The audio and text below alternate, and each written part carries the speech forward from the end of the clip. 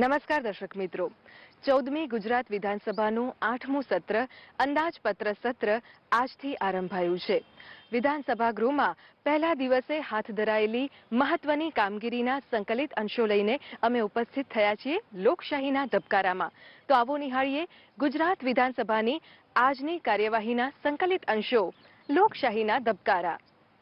14મી ગુજરાત વિધાનસભાના 8મા સત્રનો પ્રારંભ રાજ્યપાલ શ્રી આચાર્ય દેવવ્રતજીના સંબોધનથી થયો. હવે હું નામદાર રાજ્યપાલશ્રીને વિનંતી કરું છું કે તેઓ શ્રી આ સભાગૃહને સંબોધન કરે. प्रणाम माननीय अध्यक्ष महोदय और विधानसभा के आदरणीय सभी सदस्यगण, 14वीं गुजरात विधानसभा के 8वें सत्र के मंगल प्रारंभ के इस अवसर पर मैं आप सभी का हार्दिक अभिनंदन एवं स्वागत करता हूं.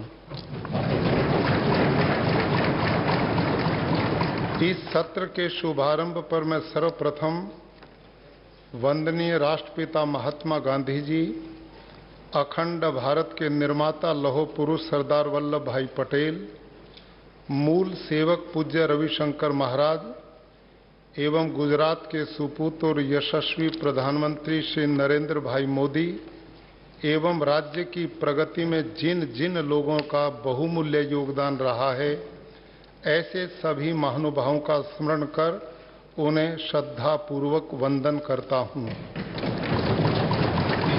1 मई 1960 के दिन गुजरात राज्य की स्थापना हुई थी.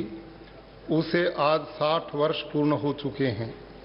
गुजरात ने सुशासन, लोकाभिमुख सुप्रबंधन, सर्वांगीण विकास, शांति एवं सुरक्षा, प्रजा कल्याण के क्षेत्र में असरकारक कार्य करते हुए अपनी एक अलग पहचान खड़ी कर देश एवं दुनिया में गुजरात एवं गुजरातियों के गौरव को बढ़ाते हुए सबका साथ, सबका विकास और सभी का विश्वास के सूत्र को सार्थक किया है.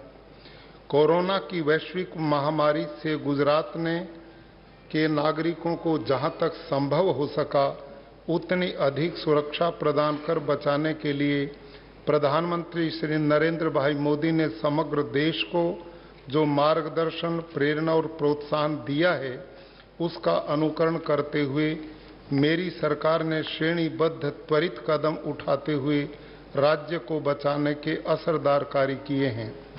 कोरोना के संक्रमण को रोकने के लिए कोरोना से बचाव कार्य में सेवा एवं सहयोग प्रदान करने वाले सरकारी एवं निजी क्षेत्र के सभी कोरोना वॉरियर्स, फ्रंटलाइन वॉरियर्स और धार्मिक सामाजिक सेवा संस्थानों ने लॉकडाउन के समय जो अनन्य सेवाएं प्रदान की हैं, उसके लिए मैं हृदयपूर्वक उनकी प्रशंसा करता हूं.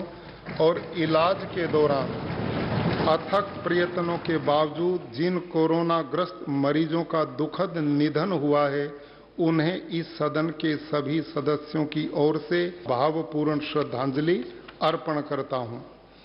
वैश्विक महामारी के समय में माननीय प्रधानमंत्री श्री नरेंद्र भाई मोदी के नेतृत्व में भारत सरकार एवं राज्य सरकार द्वारा समय पर उठाए गए कदमों के परिणाम स्वरूप आज गुजरात अन्य राज्यों की तुलना में इस महामारी को अच्छी तरह से नियंत्रण में रख पाया है और अनेक व्यक्तियों के अमूल्य जीवन को बचाया जा सका है. राज्य सरकार द्वारा इस उपलक्ष्य में की गई हर एक कार्रवाई में सहयोग प्रदान करने के लिए और कोरोना संक्रमण को रोकने के लिए दी गई मार्गदर्शक सूचनाओं का हर संभव पालन करने के लिए समग्र राज्य की जनता को मैं अभिनंदन देता हूं. 2021 का वर्ष महामारी के अंत को लेकर आया है. माननीय प्रधानमंत्री श्री नरेंद्र भाई मोदी द्वारा समूचे देश में टीकाकरण का प्रारंभ करवाया गया है, जिसे भारत सरकार के सहयोग से राज्य सरकार ने कार्यान्वित कर दिया है. और कोरोना वॉरियर्स एवं फ्रंटलाइन कोरोना वॉरियर्स को वैक्सीनेशन का प्रथम एवं द्वितीय चरण का काम भी सफलतापूर्ण तरीके से पूर्ण किया गया है. भारत सरकार द्वारा गुजरात राज्य में सर्वप्रथम 1200 करोड़ रुपए की लागत से निर्माण होने वाले एम्स को अनुमति दे दी गई है. और माननीय प्रधानमंत्री श्री नरेंद्र भाई मोदी द्वारा राजकोट में इसकी नींव रखी गई है। एम्स द्वारा इस वर्ष के दौरान 50 विद्यार्थियों की क्षमता वाला मेडिकल कॉलेज शुरू किया गया है। संविधान दिवस के उपलक्ष्य में केवड़िया में सरदार सरोवर बांध के पास बनी विश्व की सबसे ऊंची प्रतिमा स्टैच्यू ऑफ यूनिटी के परिसर में 80वीं अखिल भारतीय विधानमंडल के प्रमुख अधिकारियों की परिषद all India presiding officers conference द्वारा दिनांक 25 व 26 नवंबर 2020 को आयोजित की गई। इस तरह इतनी महत्वपूर्ण कॉन्फ्रेंस का गुजरात में आयोजन होना गुजरात के लिए गौरवप्रद घटना है। इस सत्र में 2021-2022 के लिए अंदाजपत्र प्रवर्तमान वर्ष का संशोधित अंदाजपत्र और उसके लिए की गई पूरक मांगों को प्रस्तुत करना तथा अंदाजपत्रीय दरख्वास्तों की आनुषंगिक वैधानिक कार्रवाई और अन्य विधेयकों एवं अन्य संसदीय कार्रवाई हेतु यह सत्र बुलाया गया है। मुझे संपूर्ण विश्वास है कि गुजरात के सर्वांगीण विकास और प्रजाकीय हितों के लिए मेरी सरकार की यह यशस्वी कामगिरी प्रत्येक नागरिक को गौरव की अनुभूति करवाएगी। 2020 का संपूर्ण वर्ष कोरोना महामारी का सामना करने के लिए 67 दिनों निरंतर लॉकडाउन और उसके पश्चात भी अनेक मर्यादाओं के बीच प्रशासन को कामगिरी करनी होती थी और सरकार की अनेक योजनाओं की जिनमें निर्माण प्रमुख कार्य था, जिसमें सरकार की ओर से बजट आवंटन की एक बड़ी राशि खर्च की जानी थी, जो कि संयोगवश कम हुई है, जिसे आप सब भली भांति जानते हैं। इस कारणवश अलग अलग विभागों में जो बजट आवंटित किया गया था उसे पूर्ण रूप से उपयोग नहीं किया जा सका है। यह भी आप सभी को भली भांति विदित है। कोविड-19 महामारी के दौरान भारत के बाहर अन्य देशों में गए भारतीयों के प्रत्यावर्तन का कार्य वंदे भारत मिशन के अंतर्गत किया गया और 438 उड़ानों एवं एक नौसैनिक जहाज ने 55,080 अनिवासी गुजरातियों को गुजरात लाया गया। तब उनकी स्क्रीनिंग करने का कार्य तथा इंस्टीट्यूशनल होम क्वारंटाइन के लिए सराहनीय कार्य किया गया। राज्य के सामाजिक एवं शैक्षणिक रूप से पिछड़े हुए वर्गों, आर्थिक रूप से पिछड़े हुए वर्गों, अल्पसंख्यकों और विचरण कर रही विमुक्त जातियों के सर्वांगीण विकास हेतु वर्ष 2020-21 में 1,937 करोड़ रुपए का प्रावधान किया गया है, जिसके सामने जनवरी 2021 अंततः आवंटित रुपए 1,263 करोड़ के अनुदान के सामने 1,083 करोड़ रुपए का खर्च हुआ है। वन बंधु कल्याण योजना के अंतर्गत वर्ष 2020-21 के लिए 14,106 करोड़ रुपए का प्रावधान किया गया है। अनुसूचित जाति जनजाति कल्याण योजनाओं हेतु 2020-21 में 2,674 करोड़ रुपए का प्रावधान किया गया है। आरोग्य एवं परिवार कल्याण गुजरात में 9,231 उपकेंद्र, 1,499 प्राथमिक आरोग्य केंद्र एवं 367 सामूहिक आरोग्य केंद्रों को मान्यता देकर राज्य के आदि जाति के दुर्गम क्षेत्रों एवं दूर दराज के क्षेत्रों को ध्यान में रखते हुए सर्वे संतु निरामया के मंत्र के साथ प्रत्येक नागरिक को प्राथमिक चिकित्सा उपचार उपलब्ध करवाने के उद्देश्य से राज्य में कुल 98 मोबाइल हेल्थ यूनिट एवं 30 नमक उत्पादन वाले क्षेत्र मिलाकर कुल 128 के करीब mobile comprehensive health care unit अनुमोदित किए गए हैं। राज्य सरकार की सफल एवं जन उपयोगी मुख्यमंत्री अमृतम मां और मां वात्सल्य योजना के दायरे को आगे बढ़ाते हुए गुजरात सरकार द्वारा भारत सरकार की आयुष्मान भारत प्रधानमंत्री जन आरोग्य योजना को साथ में शामिल किया गया है। दोनों योजना के अंतर्गत प्रति परिवार वार्षिक 5 लाख रुपयों तक का आरोग्य कवच प्रदान किया जा रहा है। योजना के अंतर्गत राज्य के कुल अनुमानित 80 लाख परिवारों अर्थात 4 करोड़ व्यक्तियों को कवर कर लिया गया है। प्राथमिक शिक्षा, प्राथमिक विद्यालयों एवं आश्रम शाला में विद्याभ्यास कर रहे विद्यार्थियों की दुर्घटना से मृत्यु होने पर विद्यादीप योजना के अंतर्गत 71 छात्रों के परिवारजनों को 50,000 रुपये की सहायता राशि का भुगतान किया गया है। गुजरात वर्चुअल शाला, गुजरात वर्चुअल शाला योजना के अंतर्गत राज्य के विशेषज्ञ शिक्षकों द्वारा कक्षा 9 से 12 के छात्रों के लिए विभिन्न विषयों के लाइव वर्गों का प्रायोजन किया जा रहा है, जिसे YouTube channel, Microsoft teams, Facebook live एवं जियो टीवी के माध्यम से लाइव प्रसारण किया जाता है। इसके उपरांत हर सप्ताह के अंत में परीक्षाएं भी आयोजित की जाती हैं। कोरोना महामारी के दौरान जब विद्यालय बंद थे तब विद्यार्थियों को वर्चुअल विद्यालयों से लाभान्वित किया गया है। मुख्यमंत्री यह स्वावलंबन योजना अंतर्गत वर्ष 2020-21 के दौरान राज्य सरकार द्वारा डिग्री एवं डिप्लोमा के कुल 19,190 छात्रों को कुल 72.29 करोड़ रुपए की शिक्षा सहाय राशि अनुमोदित की गई है। श्रमिक कल्याण एवं रोजगार, कोविड-19 की महामारी के संदर्भ में लॉकडाउन के दौरान श्रम एवं रोजगार विभाग द्वारा 1006 ट्रेनों के माध्यम से 14,64,403 अंतर्राज्य स्थानांतरित श्रमिकों को अपने वतन के राज्यों में भेजा गया, जिसमें सबसे अधिक 554 ट्रेनों के माध्यम से 8,05,495 श्रमिकों को उनके मूल राज्य उत्तर प्रदेश भेजा गया। कुल 236 शेल्टर होम्स में श्रमिकों को भोजन, आश्रय एवं आरोग्य संबंधी सेवाएं उपलब्ध करवाई गई। मुख्यमंत्री अप्रेंटिस प्रशिक्षण योजना के अंतर्गत स्नातक अप्रेंटिस की भर्ती हेतु 3,000 रुपये, डिप्लोमा अप्रेंटिस की भर्ती हेतु 2,000 रुपये, डिप्लोमा से नीचे की कक्षा के सभी प्रकार के अप्रेंटिस की भर्ती हेतु 1,500 रुपये की मासिक सहायता प्रदान की जाती है। इस योजना के तहत वर्ष 2019-20 में 50,085 अप्रेंटिस को सरकारी सहायता का लाभ प्राप्त हुआ था। गुजरात ऊर्जा विकास निगम लिमिटेड को महत्तम अप्रेंटिस की भर्ती करने के उपलक्ष्य में सरकारी इकाई की श्रेणी में भारत सरकार की ओर से बेस्ट एस्टेब्लिशमेंट का अवार्ड दिया गया है। प्रधानमंत्री कौशल्य विकास योजना GSDM के माध्यम से राज्य में दिसंबर 2020 तक कम समय की प्रशिक्षण में 36,285 प्रशिक्षार्थियों के प्रशिक्षण में भाग लिया, जिनमें से 28,835 प्रशिक्षार्थियों को प्रशिक्षण के पश्चात प्रमाणित किया गया। रोजगार उपलब्धि के क्षेत्र में गुजरात प्रथम क्रम पर।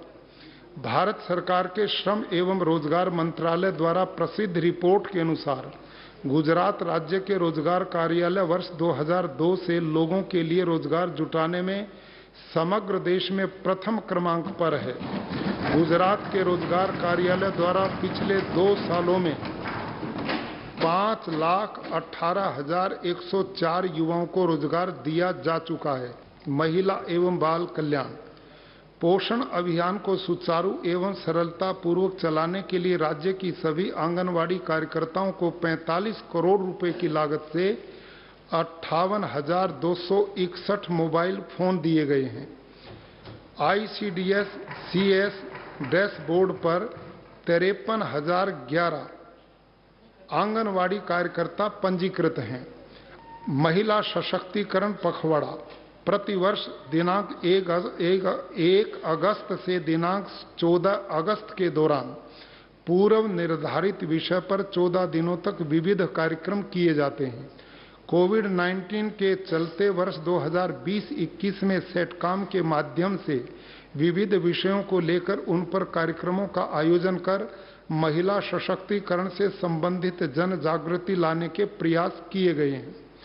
वर्ष 2020-21 के जेंडर बजट में महिला सशक्तिकरण की 833 के करीब योजनाओं को कवर किया गया है। जल प्रबंधन, गुजरात अपनी भौगोलिक स्थिति के चलते वर्षा के लिए कमी और अर्ध कमी वाला राज्य रहा है। अपर्याप्त वर्षा के बावजूद गुजरात राज्य ने उत्तम जल प्रबंधन, जल संचय सुदृढ़ आयोजन से तथा उपलब्ध जल स्रोतों के कार्यक्षम उपयोगों से पानी की समस्या के निराकरण का मार्ग अपनाया है। सातत्यपूर्ण एवं विश्वसनीय सिंचाई सुविधाएं आधार रूप अवसंरचना के विकास में महत्वपूर्ण भाग बने हुए हैं, जिसका राज्य की अर्थव्यवस्था पर प्रेरक प्रभाव देखने को मिलता है। जल आपूर्ति। राज्य के दूरदृष्टा नेतृत्व और जल आपूर्ति विभाग ने राज्य को पेयजल के लिए पिछले वर्षों के जल सुरक्षा आयोजन और कार्यान्वयन के कदमों के चलते ग्रामीण इलाकों में आज दैनिक करीब 3200 MLD पेयजल की आपूर्ति कर गुजरात मॉडल का उत्तम उदाहरण प्रस्तुत किया है। भारत सरकार द्वारा जल जीवन मिशन के तहत ग्रामीण इलाकों में सभी घरों को वर्ष 2024 तक नल से जल योजना को कार्यान्वित किया गया है। वर्तमान में गुजरात राज्य में 82% घरों में पेयजल की आपूर्ति नल से की जा रही है। कृषि एवं किसान कल्याण। केंद्र सरकार के द्वारा किसानों के हित के लिए कार्यान्वित प्रधानमंत्री किसान सम्मान निधि योजना के अंतर्गत गुजरात राज्य के 57.36 लाख किसानों को भारत सरकार द्वारा दिनांक 31/1/21 तक 6 हफ्तों के कुल 6,727 करोड़ रुपयों की सहायता किसानों के बैंक खातों में प्रत्यक्ष तौर पर जमा की गई है। प्रवर्तमान वर्ष में दिनांक 31/1/2021 की स्थिति पर ऑनलाइन पंजीकृत किसानों में से 1,09,676 किसानों से 1,069 करोड़ रुपए के मूल्य की 2.3 लाख मैट्रिक टन मूंगफली को भारत सरकार द्वारा आधार मूल्य पर खरीदा गया है। गुजरात राज्य देश में दूध उत्पादन के क्षेत्र में अग्रिम पंक्ति में अपना स्थान बनाए हुए है। वर्तमान में 22 जिला दूध उत्पाद संघ कार्यरत हैं। डेयरी संघों की दैनिक दूध एकत्रीकरण क्षमता 262.63 लाख लीटर है। वर्ष 2019-20 के दौरान राज्य के दूध उत्पादन संघों द्वारा दैनिक 203.43 लाख लीटर दूध एकत्रित किया गया है। सरदार पटेल आवास योजना और सरदार आवास योजना 2। सरदार पटेल आवास योजना के अंतर्गत कच्चे मकान के मालिक BPL के अलावा परिवारों को पक्के मकान बनाने के लिए वित्तीय सहायता दी जाती है, जिसके अंतर्गत अभी तक 11,98,837 आवास निर्मित किए जा चुके हैं। स्वर्ण जयंती मुख्यमंत्री शहरी विकास योजना। राज्य के शहरों के सर्वांगीण विकास हेतु शहरी विकास एवं शहरी गृह निर्माण विभाग द्वारा 2009 में स्वर्णिम जयंती मुख्यमंत्री शहरी विकास योजना का प्रारंभ किया गया था, जिसका कार्यान्वयन गुजरात म्युनिसिपल फाइनेंस बोर्ड तथा गुजरात शहरी विकास मिशन द्वारा किया गया। आज के इस कार्यक्रम के लिए मैं विपक्ष के आदरणीय भाइयों का अभिवादन करता हूं, अभिनंदन करता हूं, बहुत सम्मान करता हूं। मैंने पिछले वर्ष बड़े सम्मान के साथ इन लोगों से प्रार्थना की कि हमें सदन की गरिमा को बनाए रखने के लिए गुजरात में इतिहास बनाना चाहिए, और इन लोगों ने वो इतिहास बनाया है। इसलिए मैं पुनः आपको बहुत बधाई देता हूं। धन्यवाद। ગૃહના નેતા અને મુખ્યમંત્રી શ્રી વિજયભાઈ રૂપાણીએ શોકદર્શક ઉલ્લેખોમાં ગુજરાત રાજ્યના પૂર્વ મુખ્યમંત્રી સ્વર્ગસ્થ શ્રી માધવસિંહ સોલંકી અને સ્વર્ગસ્થ શ્રી કેશુભાઈ પટેલ તથા રાજ્યના પૂર્વ રાજ્યકક્ષાના મંત્રીશ્રીઓ સ્વર્ગસ્થ શ્રી સુંદરસિંહજી ચૌહાણ, બાબરભાઈ તડવી, રજનીકાંત રજવાડી અને રોહિતભાઈ પટેલ તથા રાજ્ય વિધાનસભાના પૂર્વ સભ્યશ્રીઓ સ્વર્ગસ્થ શ્રી દિનકરભાઈ દેસાઈ, સ્વર્ગસ્થ શ્રીમતી ચંદ્રાબેન શ્રીમાળી, સ્વર્ગસ્થ શ્રી ધારશીભાઈ ખાનપુરા, સ્વર્ગસ્થ શ્રી જોધાજી ઠાકોર, સ્વર્ગસ્થ શ્રી નરેશકુમાર કનોડિયા, સ્વર્ગસ્થ શ્રી મેઘજીભાઈ કણઝારિયા અને સ્વર્ગસ્થ ભૂપેન્દ્રસિંહજી ખાંટના અવસાન અંગેના ઉલ્લેખો રજૂ કર્યા હતા. વિપક્ષના નેતા શ્રી પરેશ ધાનાણી સહિત મંત્રીશ્રીઓ, ધારાસભ્યશ્રીઓ અને વિધાનસભા અધ્યક્ષ શ્રી રાજેન્દ્ર ત્રિવેદી આ શોકદર્શક પ્રસ્તાવમાં સહભાગી થયા હતા. માનનીય અધ્યક્ષશ્રી, મને જણાવતા દુઃખ થાય છે કે ગુજરાતના પૂર્વ મુખ્યમંત્રી શ્રી અને રાજ્યના અગ્રણીય રાજનેતા શ્રી માધવસિંહ ફૂલસિંહ સોલંકીનું તારીખ 9મી જાન્યુઆરી 2021ના રોજ 93 વર્ષની જૈપ વયે દુઃખદ અવસાન થયેલ છે. સ્વર્ગસ્થ શ્રી સોલંકી એક કુશળ રાજનીતિજ્ઞ હોવા ઉપરાંત કલા, સાહિત્ય, પ્રકૃતિ પ્રેમી તરીકે આગવી ઓળખ ધરાવતા હતા.